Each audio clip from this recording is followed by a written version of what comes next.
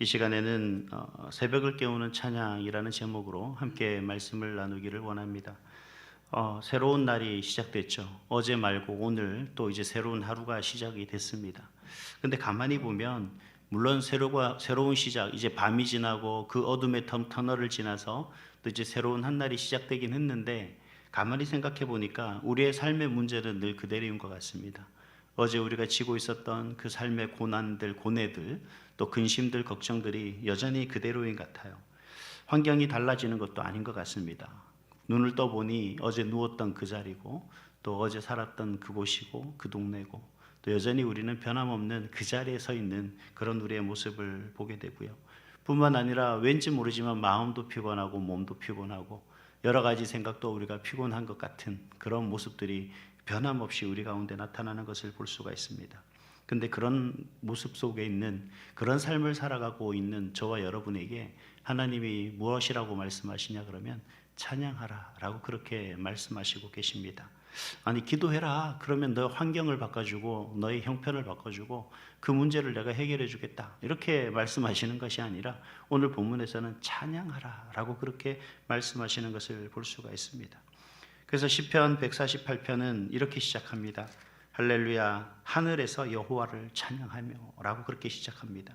형편이 좋아진 뒤에 터져나오는 그러한 노래가 아니라 형편과 상관없이 지금 좋지 못한 그런 상황 속에 있는 그런 우리의 모습이 좀 더 나아지면 하나님을 찬양하라는 것이 아니라 지금 있는 그 상황과 그 형편에서 하나님을 찬양하라 라고 그렇게 시작하는 것을 볼 수가 있다는 거죠. 그래서 시편 148편은 독특합니다. 왜 독특하냐 그러면 이 전체적인 내용을 보면 단순히 하나님의 백성에게만 찬양하는 것이 아니라 가만히 보니까 하늘에 있는 모든 것들이 찬양하고 또 땅에 있는 모든 것들이 찬양하고 하는 그 모습들을 다 보게 됩니다. 이 모든 인류와 모든 자연과 그 모든 것이 찬양할 수 있는 그 모습들을 우리에게 보여주고 있는 것을 볼 수가 있습니다. 왜냐하면 왜 이렇게 찬양하는 것이 자연들이 세상들이 모든 만물들이 찬양한다라고 하는 말로서 시작할까를 잠깐 고민해 보니까 결국 그런 것 같아요. 여러분 우리가 찬양은 어떻게 하는 겁니까? 입으로 하는 거죠. 저는 사실 찬양하는 걸 되게 두려워합니다. 왜 두려워하냐면 앞에서 하는 찬양을 잘 못하겠어요.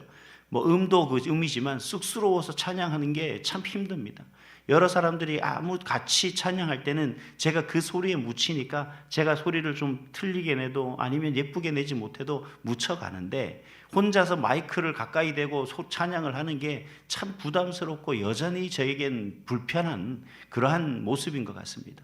그런데 하나님은 찬양하라고 우리에게 말씀하는 것 같아요.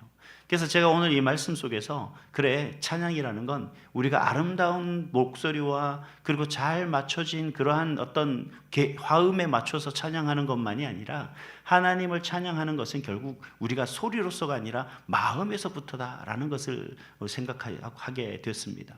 결국 하나님은요 우리가 아름다운 목소리를 낸다고 해서 그 찬양 소리에 현혹되는 것이 아니라 정말 하나님 살아계신 그 하나님을 찬양하고자 하는 그 간절한 그 마음에서부터 비롯되어진 그 찬양을 우리는 하나님은 기뻐 받으신다라는 사실을 이야기하고 있는 것 같습니다.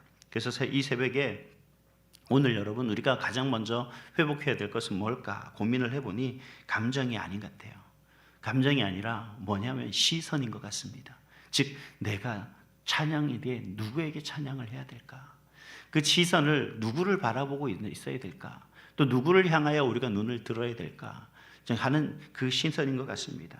자, 그렇게 우리가 시선을 바꾸기 위해서 우리가 어떤 모습들이 되어야 될까를 간단하게 몇 가지로 살펴보면 첫 번째는 뭐냐면 상황보다 우리가 먼저 하나님을 높이시는 그런 시선이 되어야 되는 거예요. 상황을 보는 것보다 우리가 먼저 하나님을 볼 수 있는 그런 시선을 가져야 된다는 겁니다. 그래야 감정이 찬양이 나오죠. 속에 살아가는데 보면 가끔씩 그런 생각이 들 때가 있습니다. 우리가 왜 감정 때문에 너무 힘들고 슬플 때는 아무 생각이 나지 않잖아요. 저도 경험해 보니까 너무 힘들고 슬프고 너무 이 삶의 무게가 너무 무거우니까 하나님 앞에 기도해야 되는데 기도가 안 되더라고요. 너무 힘드니까. 가장 먼저 생각나는 게 죽으면 어떨까라는 생각이 듭니다. 그게 너무 힘드니까 기도가 안 되는 거예요. 근데 하나님께서는 그러한 우리의 모습을 몰라서 야, 너 그 상황이 됐다고? 기도해가 아니라 오히려 뭐라 하냐, 너희의 그 상황과 환경을 바라보지 말고 하나님을 바라봐라. 그러면 찬양이 나올 것이다. 그 하나님을 찬양할 수 있을 것이다 라고 그렇게 이야기를 하고 있는 것을 볼 수가 있습니다.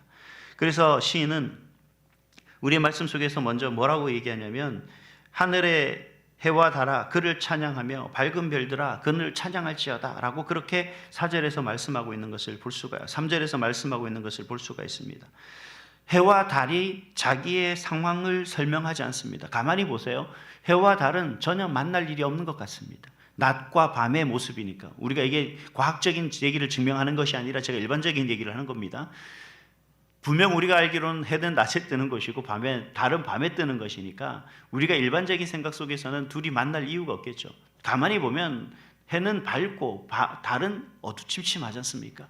이러한 상황이 우리 가운데 온다 할지라도 그 모습 속에서 불평해서는 안 된다는 거예요. 그러나 그 모습 속에서 해와 달의 밝기 때문에 별이 잘 빛나지 못할 때도 있습니다. 그런데 별은 어떻게 합니까? 불평하지 않는다는 거예요. 그저 그 자리에서, 자기 자리에서 하나님을 높이고 있는 것을 볼 수가 있습니다. 오늘 기도하기 전에 먼저 문제부터 말하지 마십시오.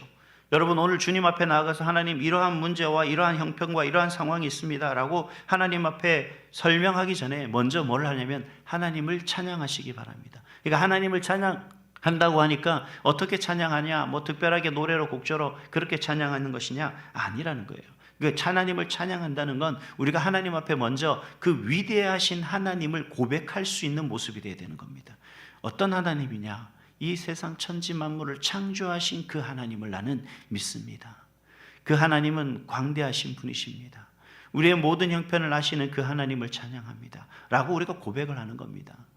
예쁜 목소리로 찬양하는 그것만이 찬양이 아니라 우리 앞에 나와 있는 우리의 마음에서 나온 그 하나님을 높이고 그 하나님의 영광을 노래할 수 있는 그 모든 것들이 결국 뭐라고요? 찬양이다라는 겁니다.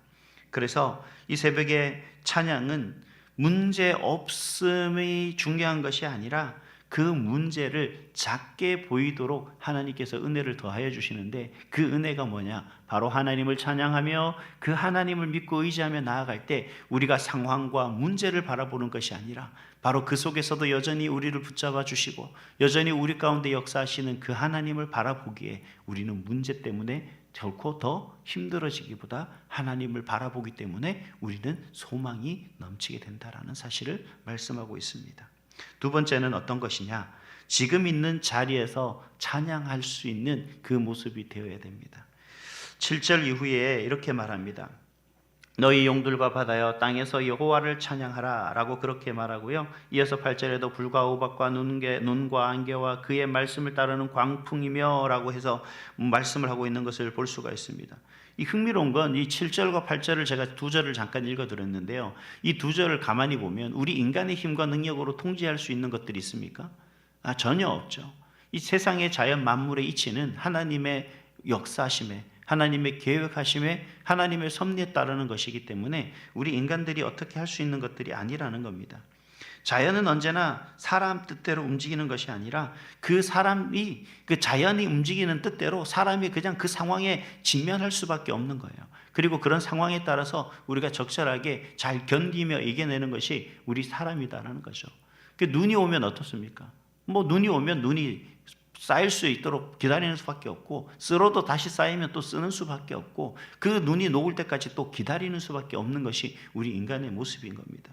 그런데도 하나님은 그러한 인간의 통제 영역을 벗어난 그 모든 자연 만물들에게도 뭐라고 말씀하시냐면 찬양하라 라고 그렇게 말씀하신다는 겁니다. 우리의 모습을 가만히 비유해 보면 하나님은 결국 우리에게 뭐라고 말씀하시냐면 지금 상황이 정리되지 않아도 괜찮다. 인생의 안개 같아도 괜찮다. 이해되지 않는 자리에서도 괜찮다. 그저 너희가 지금 이 상황에서 그 형편과 그 문제 속에서 불평과 불만이 아닌 하나님을 찬양할 수 있는 삶의 모습이 되기를 원한다는 겁니다. 우리에게 하나님은 시험을 주시되 우리가 견딜 만한 시험을 주신다라고 했죠. 우리가 이길 만한 시험을 주신다고 했습니다. 근데 시험을 이기는 방법이 뭘까요? 여러분, 오늘 첫 번째는 하나님을 바라보는 것이고 또 한 가지는 그 상황에서 뭡니까? 하나님을 찬양하는 것이라는 겁니다. 찬양은 환경이 허락할 때가 아니라 우리가 믿음을 결단할 때, 우리가 그 믿음이 온전히 하나님을 바라보고 의지할 때 바로 고백할 수가 있는 그것이 바로 찬양이다라는 겁니다. 그래서 세 번째로, 그렇다면 하나님은 왜 우리에게 찬양을 하라 자꾸 말씀을 하시는 것일까? 바로 찬양은요, 나를 다시 세우는 일이기 때문에 그렇다는 겁니다. 마지막 14절에 보니까 시인은 이렇게 고백합니다. 그가 그의 백성의 뿔을 높이셨으니 그의 모든 성도 곧 그를 가까이 하는 백성 이스라엘 자손의 찬양함을 받으시리로다. 할렐루야, 아멘. 그가 그의 백성의 뿔을 높이셨다라고 그렇게 말씀하십니다. 뿔이 의미하는 건 학자들이 그런 얘기를 하더라고요. 힘, 존귀, 회복 이런 것을 의미한다라고 이야기를 합니다. 높이셨다라는 말이 우리에게 중요한 것 같아요. 하나님은 우리가 어떤 상황에서, 우리가 어떤 자리에 있어서 그 자리가 존귀하고 그 상황이 형통한 그런 상황 속에 있는 우리들이 있기 때문에 우리들을 높이는 것이 아니라는 거예요. 어떤 상황이든 어떤 형편이든 그건 중요하지 않아요. 하나님 편에서는. 하나님 편에서는 가장 중요한 게 뭐냐 그러면, 많은 성도들이, 하나님의 백성들이 어떤 상황이건 어떤 형편에서든 하나님을 높일 수 있는 그 자리에 서서 여전히 하나님은 내 편이시다, 하나님이 여전히 나와 함께 하신다, 여전히 하나님은 나의 하나님이시다라고 고백하는 그런 성도의 편이라는 겁니다. 하나님은 그런 성도를 어떻게 하신다고요? 높이는 것을 볼 수가 있습니다. 강한 자를 낮추시고, 정말 지혜 있는 자를 낮추시고, 연약한 자를 들어서 높이시고, 지혜 없는 자를 높이시는 하나님께서 바로 그 하나님 앞에 온전히 고백하는 그 자리에 선 그를 높이신다는 얘기입니다. 사랑하는 성도 여러분, 지금 여러분 오늘 하루를 버티기 위해서, 이 예배를 통해 내가 오늘 하루를 견디기 위해서 이 예배를 나오셨습니까? 정말 그런 삶이 아니라 여러분 바라기는 오늘 이 새벽의 예배가 하나님의 백성으로 다시 서기 위한 귀한 시간이 될 수 있기를 소망합니다. 찬양은, 하나님은 바뀌지 않지만 찬양은 나를 다시 하나님 편에 세우는 그런 귀한 일인 줄 믿습니다. 오늘 이 새벽에 내가 어떤 찬양의 가사, 찬양의 곡이 전부가 떠올라서 하나님을 찬양하는 것, 그것이 아니라 부족하지만 연약하지만 하나님, 그럼에도 내가 하나님을 찬양하는 자리에 서고, 그럼에도 내가 하나님의 영광을 나타낼 수 있는 그 모습 속에 서서 오직 존귀하신 하나님만을 바라보고 믿고 의지하며 나가는 그런 인생이 되게 해달라고, 오늘도 여러분 그 믿음 가지고 하나님을 고백하고 하나님을 찬양하며 또 하나님 앞에 기도하며 나가는 그런 저와 여러분의 모습이 될 수 있기를 간절히 소망합니다.